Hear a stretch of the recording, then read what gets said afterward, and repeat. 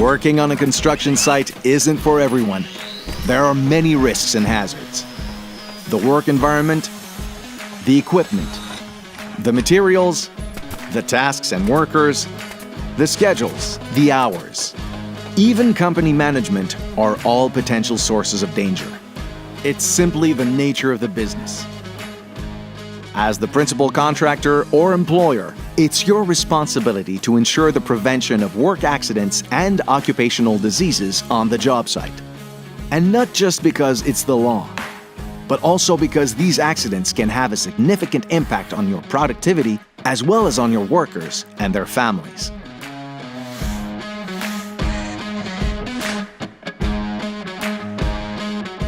Managing occupational health and safety means implementing a prevention program, an action plan adapted to your reality.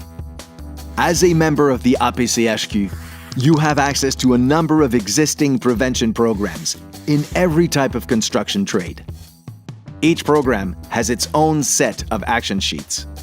Each sheet identifies a risk that could be present on your job site.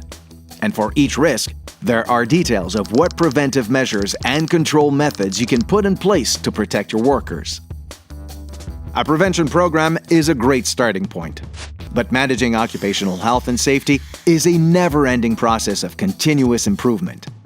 You must continually identify, correct, and control all hazards in the workplace.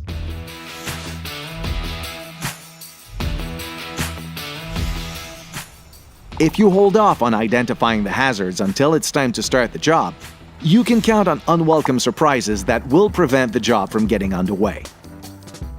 What you need to do is identify the hazards during the planning stage. When identifying a hazard, the most important thing to do is analyze each aspect of the work to be done. The equipment and materials to be used, the tasks to be performed, the work environment, and yes, even your workers. 2 good tips for identifying hazards. 1. Consult your register of accidents, incidents, and first aid. And 2. Listen to what your workers have to say. Once you've identified the workplace hazards, it's time to take action and correct the situation.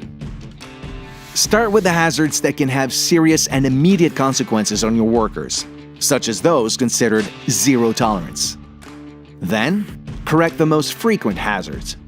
And finally, all other hazards. You can correct the situation by putting in place corrective measures that eliminate hazards at the source, minimize the likelihood of accidents, or lessen the severity of potential injuries. There are many solutions to choose from. You can substitute materials or equipment, implement engineering controls, increase awareness, introduce administrative controls, or provide personal protective equipment. It's often necessary to combine several solutions in order to ensure effective results.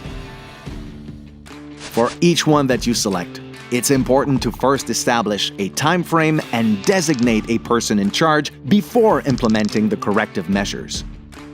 Once the hazards have been corrected, it's time to put the controls in place. This step helps ensure that the chosen solutions are both effective and sustainable.